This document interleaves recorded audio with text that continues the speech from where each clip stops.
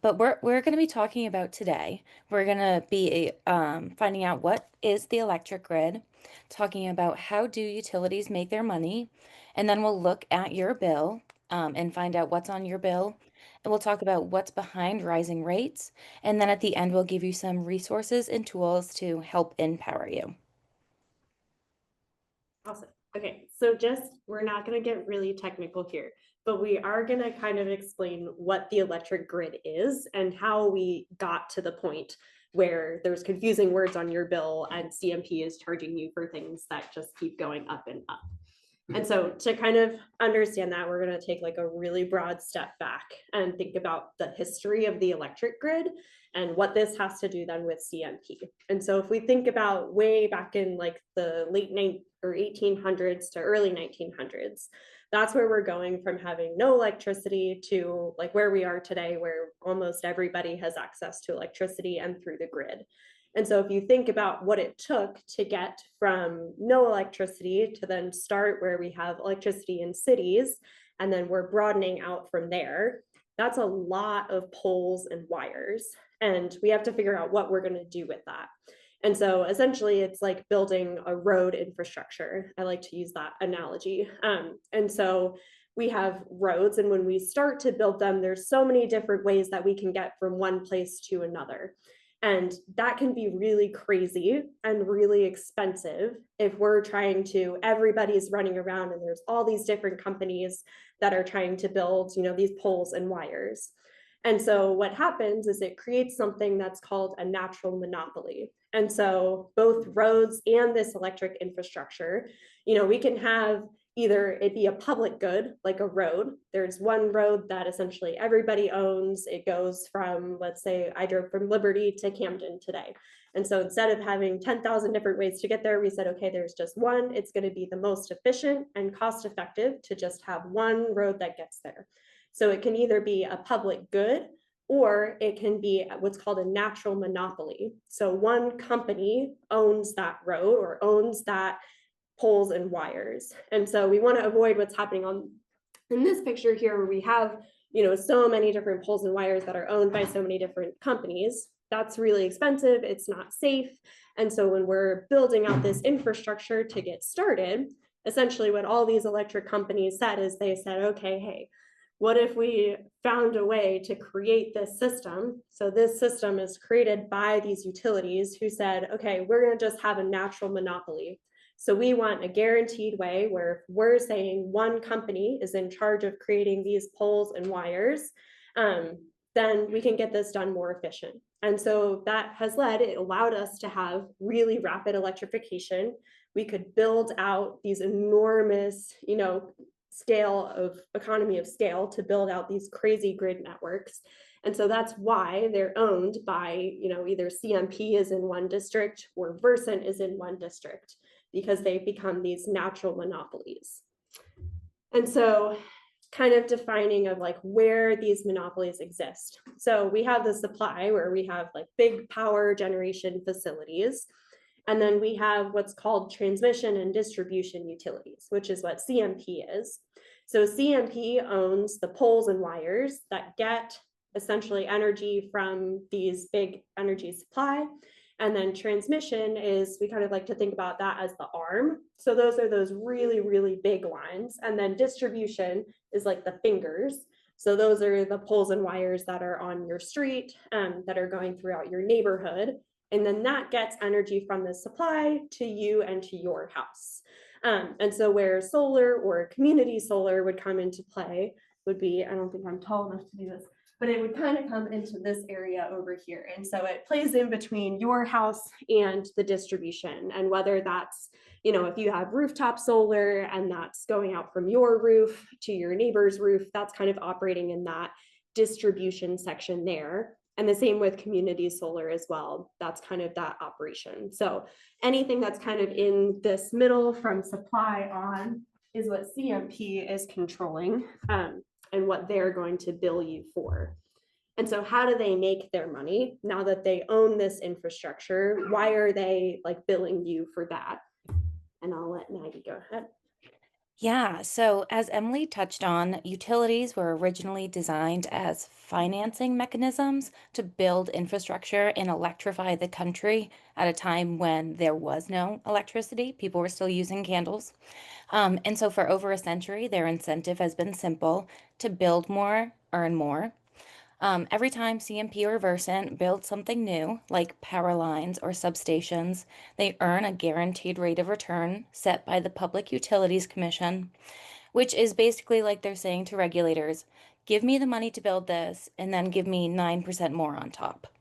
So the more they spend, the more they make, and those costs plus profits are passed along to customers through our bills. And this model made sense in the 1900s when the goal was expansion, but it hasn't evolved to match modern technology or clean energy needs. And the next slide. And so here's where the profit motive really shows up. Utilities make more money by investing in transmission, the big regional lines, than they do in distribution, the local lines serving our homes and towns. So for over 20 years in this scenario, a $1 million investment in transmission earns about 1.5 million more dollars than the same investment in distribution. And that's not inherently bad. We do need more transmission for renewable energy, but it's shaping what gets built and not necessarily what's most beneficial for consumers and the environment. And so the problem is that decisions are driven by what earns the highest return because this model was built in the late 1800s, 1900s when these companies were just trying to earn money. And so this is not necessarily serving customers' affordability or climate goals. And smart, efficient, and customer-focused planning often gets left behind because it simply doesn't make the utilities more money. And the next slide. And so capital bias means that utilities make money on capital investments, which is things they build, but not on maintenance or innovation. There's no profit in tree trimming or repairs, and maintaining infrastructure doesn't pay. And there's no financial reward for energy efficiency or smart grid technology, even though those efforts lower costs and emissions for everyone. And so that leaves a perverse incentive. Let infrastructure age out so it can be rebuilt for profit instead of maintained wisely. And our current rate structure actually discourages utilities from supporting clean energy and demand flexibility because those efforts reduce their overall sales and earnings. And so to meet Maine's clean energy goals, we need a regulatory model that rewards efficiency, innovation, and reliability, and not just building out more infrastructure. Ooh, okay, so we're going to go through some slides based on CMP's sample bill. And I will just say, so the goal of this is just to get you familiar with like what the general things are. And we will leave a lot of time for questions because I know that's probably why you all are here, why you said that you're here. So this is going to be kind of more general, but please, if there are questions about things that are on the screen, I think this is a good time to like bring them up and ask those clarifying questions. And then if you have maybe specific questions about your bill or community solar, we can definitely get into more of those details at the end, and we'll leave lots of room for those questions. So your electricity bill, kind of as we've been explaining, is broken up into essentially supply and delivery. And so CMP tries really, really hard to tell you that they are not responsible for supply. And technically they aren't. They're essentially the middleman. So they pass along those supply costs they pass along the supply profits to whoever is generating that power. And so they're kind of just acting as that middleman, and that's not controlled by your utility, but there are things that CMP does that affect that supply cost. So I think that's an important distinction to make, is that they're not technically responsible for that supply cost, and they will let you know that they are not. But the part that they are responsible for is that delivery. And so that includes, again, transmission. So that's those big power lines that are kind of like the arm that's going from supply, and then the distribution is like the fingers. So that's those smaller lines that are going to your house and your neighborhood. And so essentially we pay for all of it.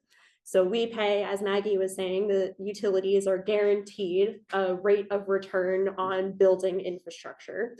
So we pay for what they build, and we pay for that return on investment that's guaranteed by the Public Utilities Commission.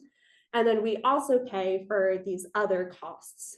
So this term stranded costs is something that is, I think, energy speak essentially just for all of the other things that don't fit into the categories of transmission and distribution. So this also accounts for, storm damage. It accounts for maintenance, even though they're not making money off of that, we're still paying for it. It also includes programs like the Efficiency Maine Trust and some things that actually lower our electricity bill, like low-income assistance programs to help people who can't pay their bills. But it's kind of just lumped into what's called other or stranded costs. So you might have seen that term on your bill as well. And so this is a little bit confusing, but we're going to start on page 2 because this kind of just shows the general summary of all of these charges. And so I think in this yellow square that we have up there, they'll always list your prior balance. And so on the sample bills that CMP gives you, they like to pretend that everyone can pay their bills all of the time, which is not true. And so this example, it says that the person they owed $72.31 last month, and they paid that, and so there's no balance received. And I think an important thing to note here too is that in order to avoid disconnection with CMP, you don't have to pay your whole bill. You can pay them anything as long as you pay them something. So if someone paid just $25 because that's all they could afford last month, they would see, that remaining balance here. And they can't disconnect you as long as you pay something on your bill. So I think that's important to note here as well. But that's where you would see if you owed CMP anything from a previous month. And then this dark green is those delivery charges for the current month. And we can see here, I wish I had a little pointer. But this $21.55, that's what's called a fixed charge. And so even if you used 0 electricity this month, you would still pay CMP $21.55. And so that's the cost of essentially being part of their grid. And so up to, and I'll say the caveat to this is that this is for a standard residential bill. So it's probably for all of the bills that you guys have in this room, but this might change if you're like a business or you have a huge commercial operation, in which case you would have a different rate with CMP. But for the case of all of this, what I'm going to say is true that up to 50 kilowatt hours, you would only pay that $21.55. And if you go past that, then you would pay at this rate per kilowatt hour. And so this is determined by the PUC, and that's based off of, all of these costs from CMP. When they want to raise rates, that's what they're trying to raise, is that cost per kilowatt hour. And I think right now it says that it's 8 cents a kilowatt hour, and I'm not sure what the most up to date, but the last number I can remember is like 14 cents a kilowatt hour. So do you know what it is? Bill has 13. 13. Okay. Yeah. So they want you to think that it's much lower than it is right now. And so that's based, again, we can see that first 50 kilowatt hours was just at that fixed rate. And then the rest of that 600 was charged at that per kilowatt hour rate. Okay. So this is the first page of your bill, where you'll see they have kind of the general section that'll tell you your bill information, your account information. And then this first section, so this first part right here where it says CMP delivery. So that again is those delivery charges. And again, that covers that transmission, the distribution, and all of those other costs that are there. And then this other where they really, really want to tell you that they're not responsible for supply is where they say non-CMP supplier standard offer. And so that portion of the bill is that supply that they're essentially functioning as that middleman to pass on that cost of supply. And so those two added together will give you your amount due, that's that month. And so they do the same thing for supply, where they'll tell you the prior balance. If you had owed anything on that for the previous month, that would show up here in the orange circle. And then the green circle, again, that'll show you your new energy charges. And so the standard offer is essentially what most of you, I'm assuming, would be paying as your energy supply.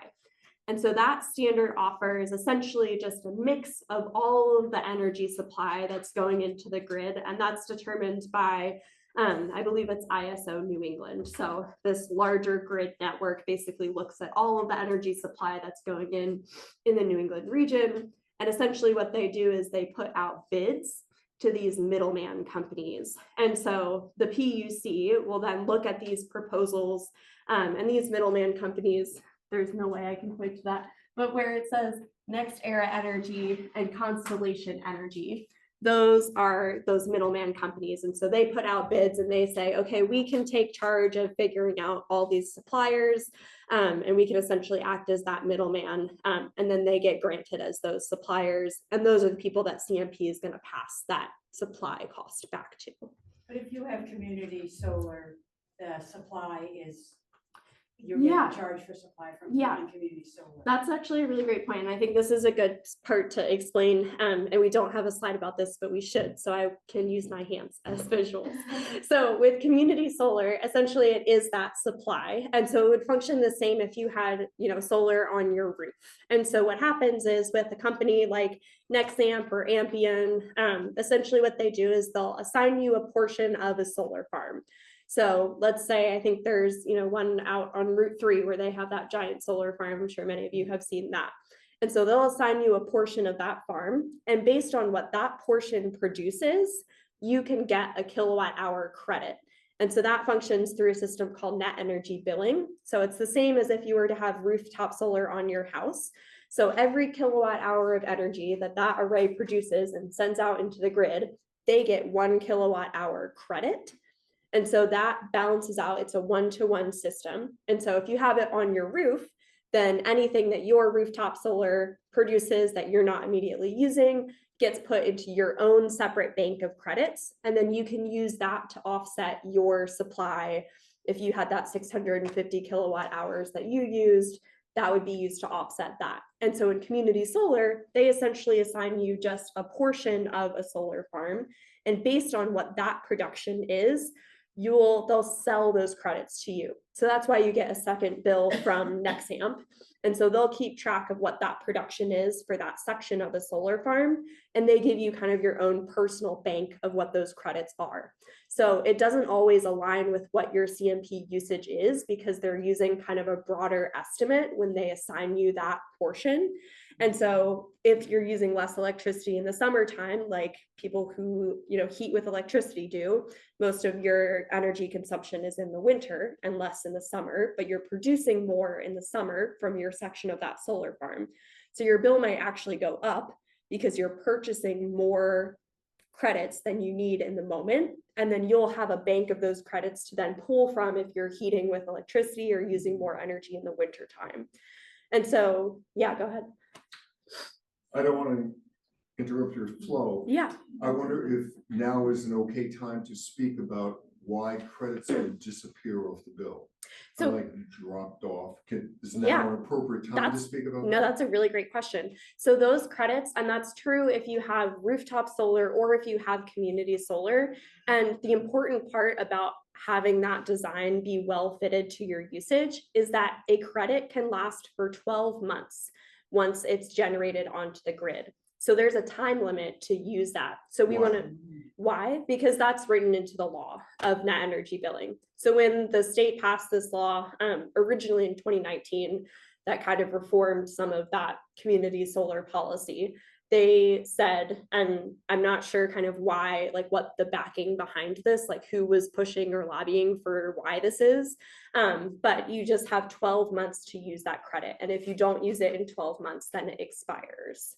And that's true if you have that from your rooftop array or if you have it from a community solar array. So even if it's your own generated, you have 12 disappears months. after 12 months. Yeah, if you don't use it. And theoretically, there's a system where you can ask CMP to apply that to like people who can't pay their bills. Like if you have this extra section and you say like, hey, I'm not going to use these credits, you can ask them to apply that to a fund. To a fund of people who do not have.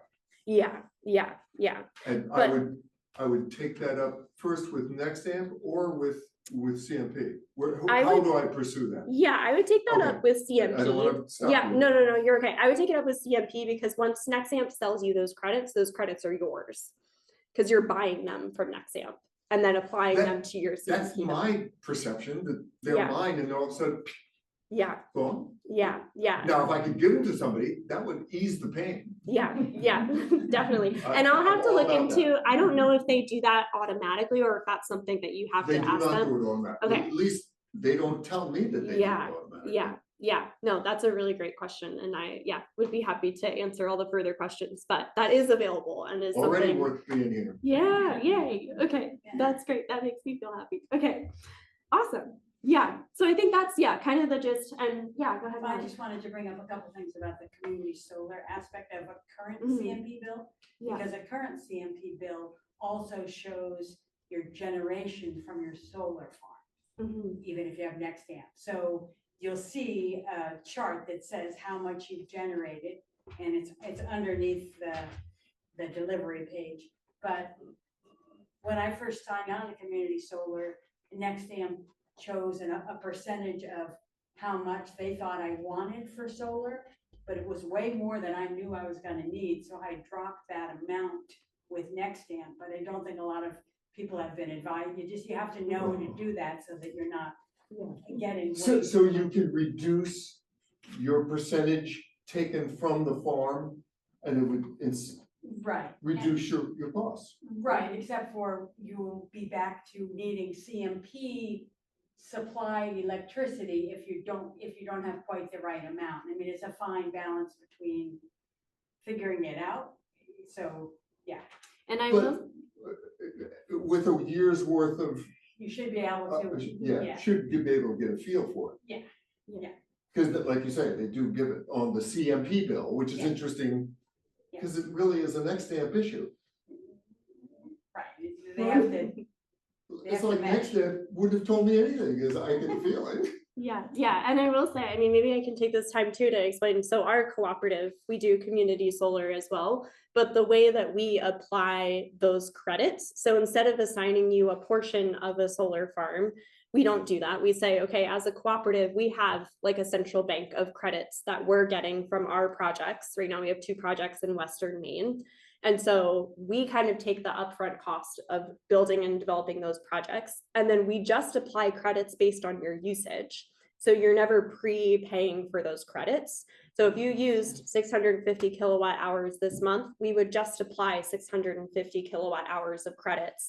And then we actually can pay CMP on your behalf. So you would just get a bill from Maine Community Power Cooperative. It would show you, what you would have paid CMP, what you would pay us with that set discount. And then we actually pay CMP on behalf of the customer. And so that's kind of a difference of the cooperative model. And there's also other models like Revision Energy has a model where you buy a portion of a solar farm that's more matched up to your usage, but that requires more of an upfront investment. So there are other models up there, and I'm happy to answer all of those questions. But just to kind of the gist of like where those credits are coming from and how they're applied, and like where you see that on your bill, because I think it is really confusing, and especially getting 2 bills is really confusing to see where you're saving. But yeah, so happy to answer more questions, but I think for now we're going to move on to kind of looking at what's behind these raising rates. Oh, this is me too. Okay. And so looking at kind of, as we mentioned before, that our grid is old and outdated. And as Maggie mentioned, these utilities are not incentivized they don't have a return on investment to maintain and upkeep the grid. So they actually make more money if they're going into a grid that's run down and needs new infrastructure built, because they make money by building infrastructure. And so they're less incentivized. We still pay for maintenance on the grid, and if there's storm damage, that's in those stranded costs. But they make more money by building that infrastructure. So they're kind of incentivized in the structure that exists right now to not really update the grid in the way that they should. And so this has resulted in utilities across the country that are pretty poorly maintained, especially the distribution grid. And I will say, like, they are investing in transmission and distribution, but not always the types of transmission and distribution that we need. So it's true that if we want to develop clean energy, we do need transmission and distribution, but we need things like cross-state transmission lines in order to get like wind farms, to places that don't have access to build big wind infrastructure. And so, not to get super technical, but if it goes out of state, there's more utilities that are competing for building that large transmission line. So they don't want to do that as much as they do want to build smaller transmission lines where they're the only ones in that region and they can make all of that guaranteed profit. And so as we're seeing increased climate related events, our grid is becoming more vulnerable and we need the right types of investments from our utilities. Another thing to think about too is that natural gas is driving a lot of electricity prices in New England right now. And so it's about 80% of the time our grid is supplied by natural gas. And so we need renewable energy that's closer, that's cheaper, but we also need a grid that has the infrastructure that can handle that renewable energy and support that grid. And so here are just some examples of ways that, CMP has sought rate increases. They want us to pay for more of those storm cost damages, which we do. And then, just seeing power prices continue to rise, and also that natural gas is going to get more and more expensive, and it already is. And so we really have a need, if we want affordable electricity, is to have more localized, clean and renewable energy. And this is just another example to show that CMP, I think, really likes to blame the cost of increases on supply and just saying like, hey, energy is expensive anyway, like we're just the middleman here. But we can see like, yes, there is a jump in the supply, but there's also a big jump in transmission and distribution and I will say in this example, because it's the past 10 years, a lot of that other includes a lot of those storm repairs that we're paying for. And it also includes some of those community solar programs. And so without getting too into the weeds, essentially first in 2019, when we really saw that boom of out-of-state large-scale solar developers, that was really incentivized by the government. Essentially, it tied these developers, they were incentivized because they were compensated based on rate increases. So the more our rates went up, the more money that they got paid to develop large scale solar. And so in this past legislative session, they passed a bill that stopped that.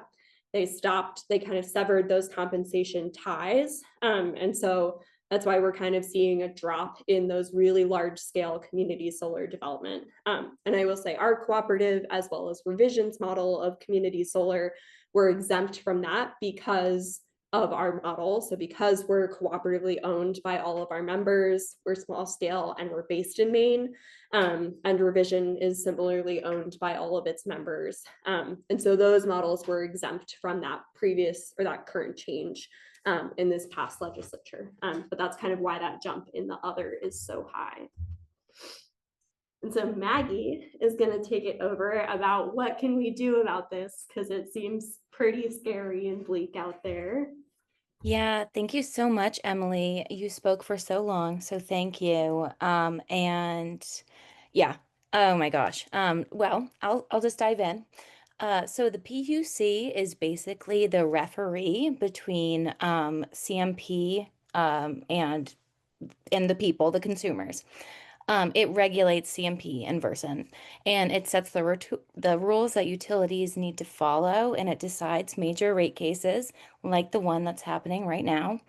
And importantly, the PUC's job is not to protect customers. That's the role of the Office of the Public Advocate. But the PUC's job is to make sure that utilities are financially stable and reliable.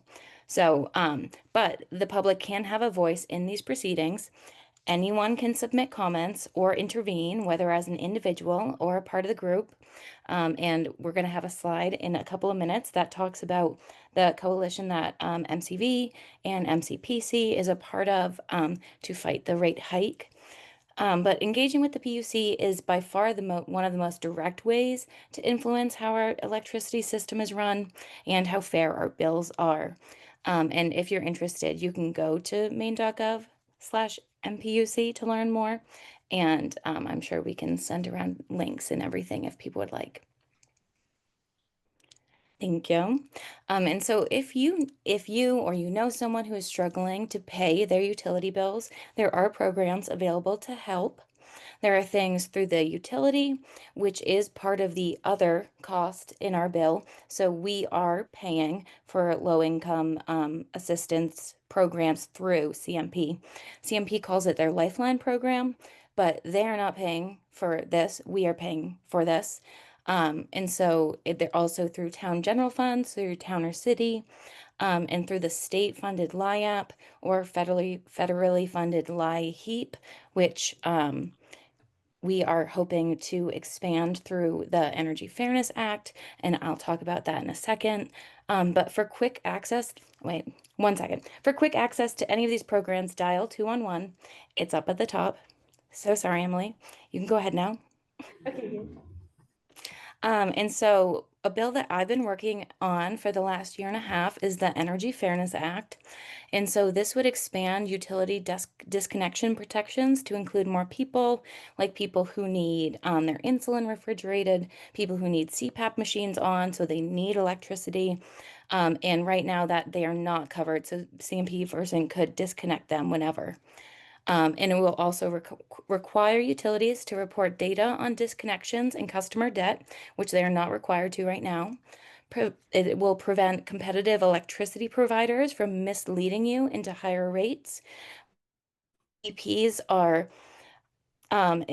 oftentimes to like solar programs or ones that are not completely legit will send people letters, especially low income folks who don't have the resources to check it out and make sure that it is legitimate. They will tell you, oh, if you join, we'll save you $500 up front or you'll get this rebate back. But then they don't tell them that their rate is going to be so much higher and then it's going to take years to pay that back. And so it's really not worth it. And so we're trying to make it so that they can no longer trick people. And we also want to establish new fairness and accountability standards to keep more money in customers' pockets so they can't charge us for the lawyer fees, like right now going on in the rate case at the PUC. They can charge us for that. We're the ones who pay for their lawyers to fight to make us pay more money. So I think that's pretty messed up. And it will also include LIHEAP provisions for this 2026 session, which starts in January. Thank you. And you should join the Fight the Hike Coalition or get involved, especially if you're part of a community organization. We're a coalition of organizations, so please join. And if you're just an individual, you can submit a comment at the PUC. There's a link there. We can send that around, but it's really important to engage with this process. And thank you so much. Yay, baby. I'm sure there's questions. Woohoo, thank you. Ask questions on their bills, or you want to go one-on-one for that? Here's all this. Yes. I'm assuming CMP owns the poles, correct? Mhm. I'm also assuming that they don't own the easements. What I'm getting at is kind of, is there a way to kind of undermine and go at, so maybe you don't have their, the idea is using the poles, but if people went underground, could there be a way to undermine and get a new system in place that isn't as corrupt as the existing system is? So like if we had wires that were going underground as well. And so we're not ending up with two sets of poles. Yeah. Because they don't own the easements, so is there another way to get it in there Mm. that's more economic? I mean, it's expensive to put underground power in, but it's not very expensive to maintain Mhm. because you don't have storm damage, you really just seismic activity, things like that, which is very beneficial. Yeah. So I will say the first answer to that question is that putting poles underground is actually like great and much more efficient, and they're much less affected by weather.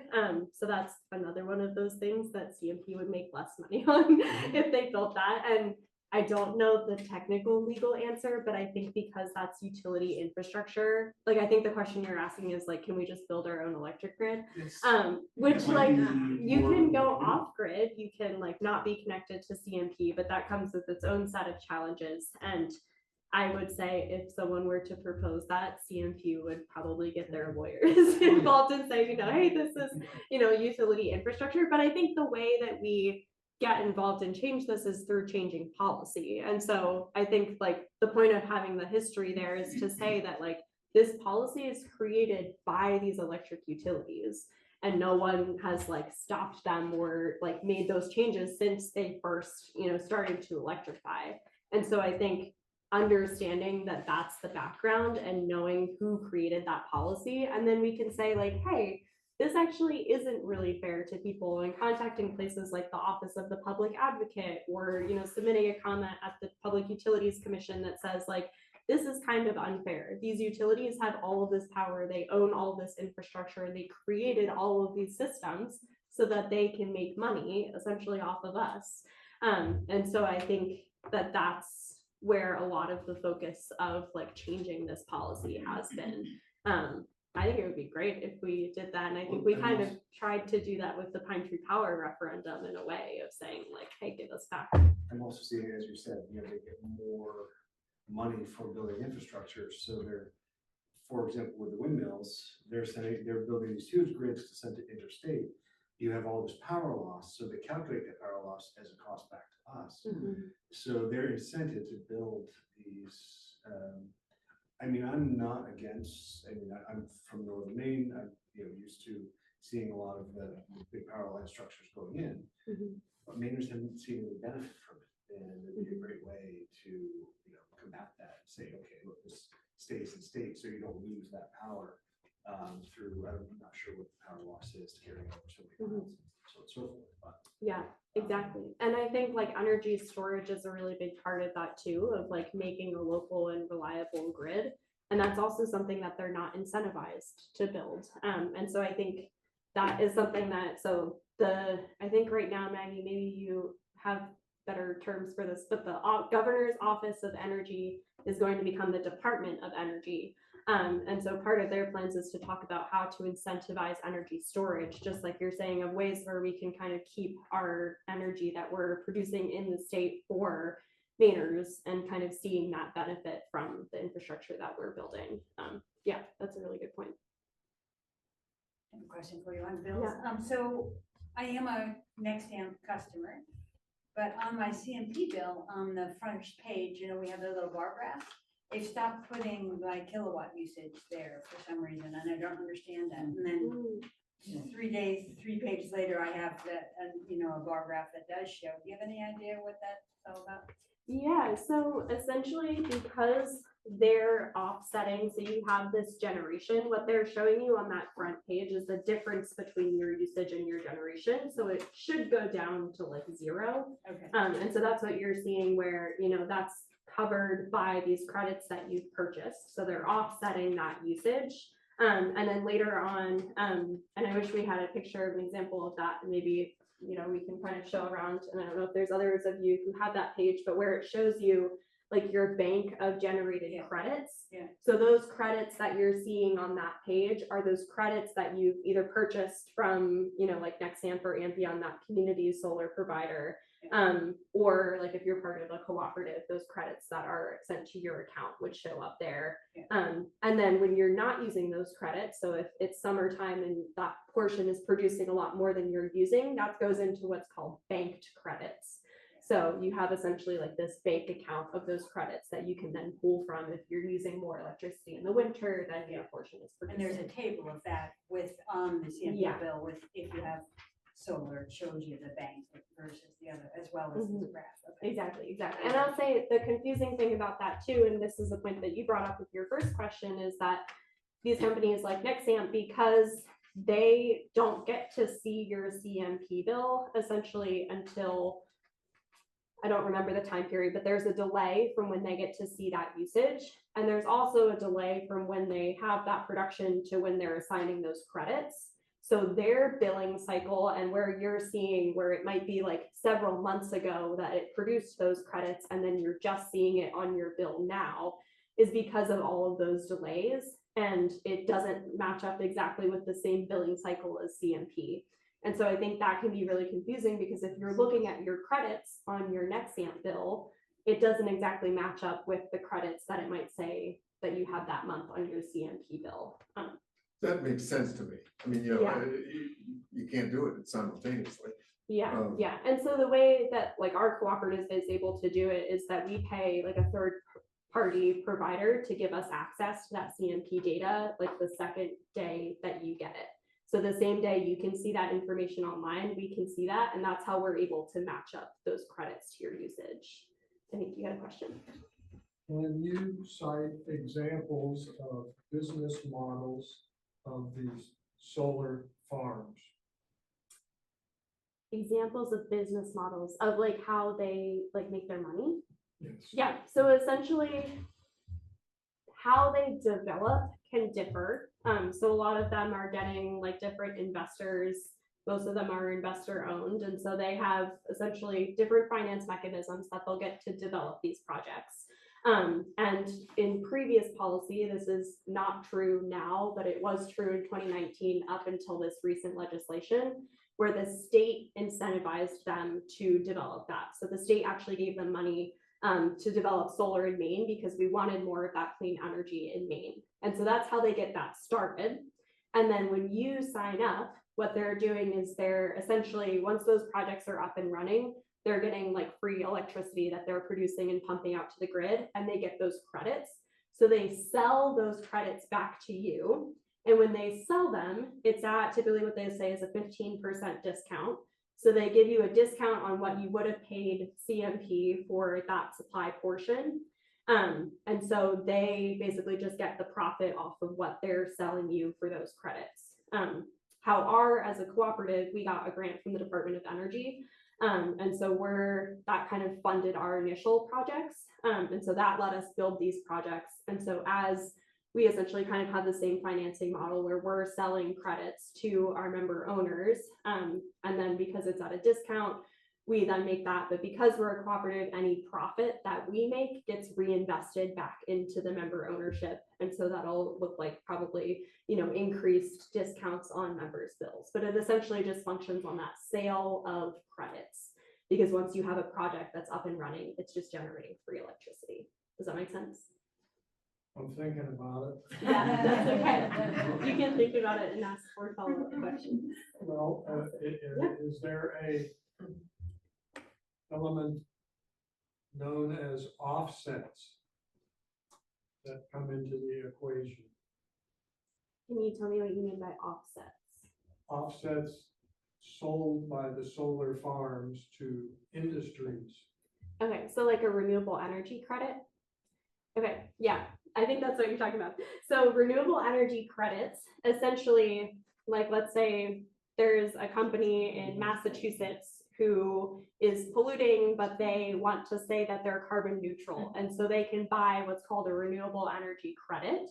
And so that can offset their greenhouse gas emissions. And so what a lot of these companies will do, and that's part of their financing mechanism as well, is to sell a portion of those credits to, these other companies who want to offset that, whether that's, to say that they're carbon neutral, or because there are requirements that they have to, limit their emissions in a way. So those are renewable energy credits, which our cooperative does not sell. So what's the greater source of income, the offsets or the sale of electricity to me? I do not know the answer to that question. I would say that it's probably the sale of credits, because I would assume that that would be a larger portion. But I'm going to be so honest and say I don't know. Yeah. So to go back to your original first question and your response, what I think I heard you say is that the solar farms can produce electricity and sell it to me at less cost than the large utility can do. Than the standard offer, because it's replacing that supply. So CMP just controls that delivery side, and then the supply is where the solar or a community solar would come into play. And so the way that they can guarantee that it's less is because they're looking at the supply of CMP, and they like take 15% off of that when they'll sell it back to you as a credit. And so, you know, whether or not that looks like 15% off every single bill you get from them depends on how they're applying those credits. My last question. Yeah. You speak fluently about these issues. How did you acquire that? That's a great question. Yeah, so I actually worked for Revision Energy for a long time. So I studied sustainable energy management at Unity College, and so have a background in that and worked for solar companies. And so kind of working with Revision helped me get familiar with this, and yeah, getting into community solar with Maine Community Power Cooperative. Yeah. Awesome. Any other questions? Yeah. Is there or could there be an industry for banking energy? If somebody had land, and they pull it from the grid somehow for you to, you could pay us to store, basically. Is there an industry for that, or is there? I think not right now, but I would say with like probably a lot of confidence that that will come about in the future. I think especially as we try to move away from fossil fuels, and I will say like New England and especially Maine has a ton of renewable energy that's in the grid. It's just a matter of, and especially things like solar and wind, is you have to figure out where to put that energy. And so that's why we really can't use most of it, because we have these massive, solar fields that are producing so much energy, and that has to be stored somewhere if we want to kind of even out that curve. So if you think about like the time that solar energy is being produced, that maximum curve is going to be in the middle of the day when it's sunniest. And then when people are using electricity is often in the evening. So we're turning on all the lights, we're maybe turning on more heat, we're all cooking dinner, so that usage and when that energy is produced is really mismatched. And so that's what like the new Department of Energy in the state is really going to be looking at is, okay, how do we like flatten out that curve? And energy storage is a really big part of that. So I think we'll see a lot of that in the near future. Yeah. Yeah. Yeah, go ahead. Do you want to invest in your cooperative, from anywhere in the state? So right now, anyone within CMP territory can become a member owner. And so that's because our projects are within CMP territory. So CMP essentially is keeping track of those credits that I was talking about. So as long as you pay a CMP bill, you can become a member. And you'll see that. And yeah, I have information back there. I'm happy to get anybody connected. Yeah. I have one other question. I don't know how many people in this room are involved in, the solar aspect, but I'm somebody who has an analog meter. I refused a smart meter, and that has never been addressed. I've approached the governor, legislators, state legislators, and the PUC. I've been paying, I'm now paying $18 a month to not have a smart meter. And over a 12 or 15 year period, that's a lot of money. Yeah. And I'm just wondering if that's involved, if that's part of this bill at all, or if they've considered it. Maggie, that maybe is a question for you. Yeah, and my mom had a smart reader, and I do remember her complaining about our bills going up when she installed it. But I will say, from what I've heard, they've found no connection between a rise in rates and costs that people are paying and the smart meters. It's really just more efficient for CMP, but yeah, they haven't found a direct correlation with the rise of costs in the smart meter. That's not what I meant. Oh, okay. I read my own meter every 2 months and send it, and it's the same thing happens where it doesn't jive with their billing, and I'm paying this amount every month to have an analog meter, not a smart meter. Same here, mine's $19.63 a month. Yeah, I just went out to opt out of the smart meter. I guess, Maggie, do you know if there's anything in the EFA that addresses any of that? I don't think so, but that's a great point. I did not realize. Can I ask why you don't want to switch? Well, if you listen to the powers that be, they know a lot more about you than your electricity if you're a smart meter. And it's also has to do with the emissions and everything. Just as an environmental person, I didn't want a smart meter. There's a disagreement about whether the technology is actually safe.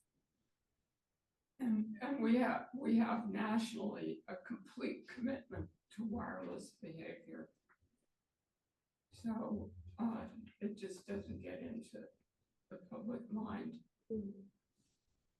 I understood, I saw something recently that said that we don't actually have analog anymore. Did you see anything about that? No, but I've often wondered if somehow they circumvented, yeah. But you read it and mail it to them? Yeah, and they claim And they charge you. they still charge me when I never see this person come to my house, which is maybe every 2 months, but I never see them. So I said, I'll read it and take that amount off my bill. And they don't. And as I say, I've approached legislators and the governor's office and PUC, and it's like, there's not that many of us, although it's interesting that there's 3 in this room who thought they had an analog meter. What about the advocate that Maggie mentioned? The Office of the Public Advocate. Yeah. And I think, Yes, yep. yeah, I think that's another example. I think as Maggie was saying too, like, unfortunately, CMP likes to make things really easy for them, even if it like makes sense or it's something that's beneficial to a customer. And so I think because it's a pain for them, they've like have a lot of lawyers that they pay a lot of money and figure out ways to do things like this. We pay a lot of money. Yeah, we're essentially, we pay a lot of money. That's a really good point. Yeah, and so unfortunately, like I think it's just one of those things that is inconvenient for them, and so they just make it hard for us. And I'm sorry, I don't have a better answer or something to do Thank you for that. even hearing. They didn't Yes. impose it upon, but it was run by a Spanish company. They didn't put smart meters for their own people. Yeah. They just kind of chose us to do it. I don't know how widespread it is in other states. One question on Zoom. What about a solar cooperative that works with Versant? Unfortunately, we're just in CMP territory right now, and we're the only cooperative in the state. And so if Versant folks are interested, that's something that we're keeping track of. And I will say, as much of a difficult relationship that we might have with CMP, Versant's interconnection process is actually sometimes harder and more complicated. And so that's the reason that we're just in CMP territory right now, is because Versant was kind of more of the hill that we had to climb. Emily, is there a company, if not a cooperative, a solar energy company that works with Versant? There is, I would say my recommendation would be to use Power Market.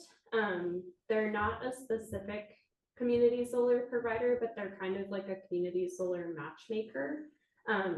And so they'll do like smaller projects, like for instance, my boss he grew up in Monson, and so he has a solar farm that he built in the back of his house, or his parents' house there. And so he has people that subscribe to that. And so Power Market does like smaller things like that, where it'll match make you with someone who's providing community solar. And so that's Power Market. If you just look that up, it'll take you to their website. Yeah. I have a question, and this just probably a really stupid question. But so before I became part of Nexamp, who was that? Did I just pay CMP back in those days? So they were providing and delivering and. No, so you just paid CMP, but your energy supply probably came from the standard offer. And so Okay. that's that mix of energy suppliers that who controls the grid. They're called ISO New England. It's like the grid region. And so basically there are all these regulators that look at all of the power generation that's going into different regions of the grid. And they essentially choose like the cheapest energy supply that's going into that. So that's what that standard offer is. All right. Yeah. And so is there a way to figure out, like, am I saving money using Nexamp? Or would I Yeah. save more money with the standard? And is there a reason to stick with Nexamp if the standard offer is a little better? Like, I would say most likely that you are saving money with Nexamp, but it's like your bills might go up because you're purchasing those credits like when they're producing, and then you'll save like during the winter time. right. Unless there's something really funky where they like misestimated your usage. And I'm happy to take a look and see like if you have, I think things to look for that, which yeah, for those of you who have community solar, is looking at your banked generation and looking to see like if you have tons of credits that are left over, you're probably paying more than you would without Nexamp. But if you're balancing out that banked generation, and those banked credits are eventually going away because you're using them, then I would say it's likely that you're saving more money with Nexamp. Yeah, I think I'm getting, I wound up, because I do have Nextamp, I wound up looking at the table of Yeah. the bank, and then I went to the actual Nextamp bill to see what was billed for that period, and then I can tally what in the old days would have been my CMP bill. I'm just sort of going back and reconstructing by looking at what I paid for the generation versus what I paid CMP that month to try to figure it out. But I had, How'd you do with that? Did you get satisfaction? well, because they're also been raising rates, right? Because we've got that, in October, we had a rate increase. I mean, so it's kind of. What, on the delivery? The It was CMP. minuscule, $1.50 or something. Another $10 we got. It went up $10 a month, I think I think it was For their delivery? Yeah. Yeah, Mine CMP went up- sent My goodness, in October, we all got. $1 or $2. Mine went up $10. Then, yeah, it's like. It depended on, I think their estimate was that if you like had an average use of electricity, that it would go up. I don't remember, Yeah. it might have been $10. Yeah. But it would change that per kilowatt hour rate. So it would depend on how much you're using, how much your bill would have. I'm fairly low. and so Yeah. the That Nexamp makes bill shows you what you're being credited. And I mean, it's generally, you know, like my CMP bill was quite low. Right. Say this past month. I think because I had lots of credits that Right. Nexamp applied towards, because it was summertime, is that right? Well, and again, I did have to adjust what Yeah. Nexamp was banking me for, because Okay. I'm a one person living in a house and I didn't need all of the Yeah. the solar credit they were giving me. But if people have specific questions on their bills, will you, when we Yeah, close, will you be able Absolutely. to? Yeah, I'm happy to see. I had a thing where for when I went on to Nextamp, my electric bill didn't even come one month, and then I paid pittance, a few bucks for the next 2 or 3 months. I said, "Where's the electric bill? What is this?" Right, because that's the. And that was the transition point. Right. But I basically got no charges, but I guess then it started picking up, and you know, now it's sort of, anyway, swings up. I'm gonna have you. Yeah. I want to thank you for having this. Yeah. This is, you can have it every month. You can come and say the exact same thing and more. But they'll have to get more chairs in there, the word will get out. It'll get out of hand. You're like a troublemaker. I will I'll offer up my bills to these guys so they can actually put up the current, what's happening with Nextamp and because Oh. this is all well and good, but the way you try to marry the Nextamp with the CMP or whomever, if it's not Nextamp, and you know, and I think we're all been learning it together, which is I unfortunate. wish we had one of those like old school projectors where you can Yeah. just slide Transfer. the. Yeah. We actually have one in the closet. Except they use too much electricity. Amy, you have a question? Yeah, my question is, just using it as an example, last winter I used all heat pumps for my energy or for heating, and I think during the heavy use months, my bill went up to like $500 a month with heat pumps. Wow. And so I'm wondering, like, if I did a solar co-op or something like that, for the same month last year, how much would I have saved? Yeah. So our co-op, we have a sliding scale discount. So it's any like business or municipality gets 10% off, and that's because we're applying it every single month. That's every single bill. And it also applies to fixed charges. So because we pay CMP on your behalf, we can apply that.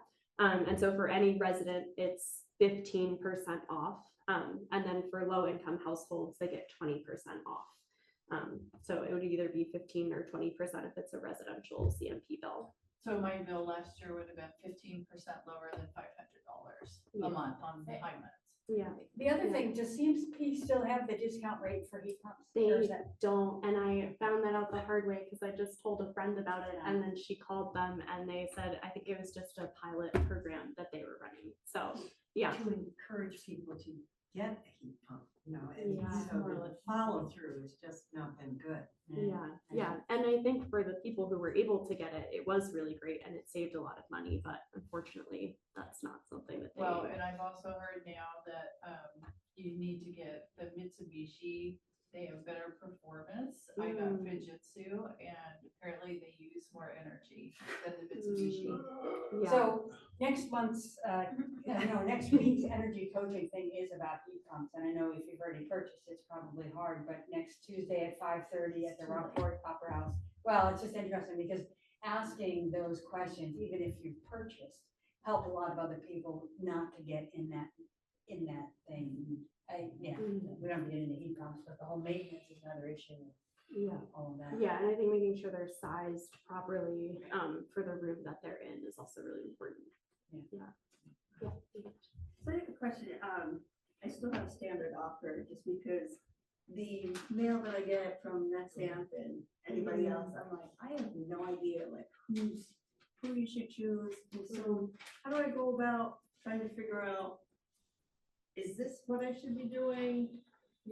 Cost effective wise, but also environmentally. I just don't know what, which is the main reason why I came here, because it's like, I mean, it was great, all the information. It's like, okay, that's good to know, but I'm like, what do I do? Well, Is there a marketplace? I mean, is there a list somewhere? Unfortunately, there's Like, not. who do you trust, or Yeah. kind of thing, or what makes the most sense for me? Like, Maine Community Power. Yeah, I'd say I'm No, it's biased just for that me. answer. No, and- But But my bills are still ridiculous, and I'm like, I don't know why they're as high as they are. I'm gonna say, just as a concerned environmentalist, years ago, before we had much solar, I went to Arcadia, which was a company that was, you would pay them to buy non-fossil fuel energy. And obviously I wouldn't recommend that anymore, but if you can find a source of energy that's not fossil fuel, that's better for all of us. Right. So community solar farm, especially one that's cooperative, is a good gig. I mean, I think I did NextDam because there wasn't another solution at the time. I'm not sure that all of the business practices for all of that were what we would have desired, but. Did you have to wait 3 years or so after you signed up with them for them to come online? I've waited 2.5 to 3 years. They gave me $50. Thank you for joining. And then, I don't where are you? remember. I don't remember that. I waited 2.5, 3 years. Wow. I thought it would never happen. Yeah. Anyway. Is the community solar that you do, is that individuals or like the whole town of Camden has to. So get on individuals, board. yeah, anyone who is an individual ratepayer, so if you pay a CMP Okay. bill, you could join as a Okay. member. And so kind of how towns would get involved is like they can offset municipal usage as well. But everything is like owned and run by the cooperative, which is individual ratepayers. Yeah. So to switch over, do we contact? Yeah, if you, so we have an email list up there. Yeah, you're welcome to Okay. contact me as well. Don't Yeah, you're see welcome a to fee pass that switch it. around as well. No, we go. No, so what you'll do is when you sign up with us, you'll connect your CMP account.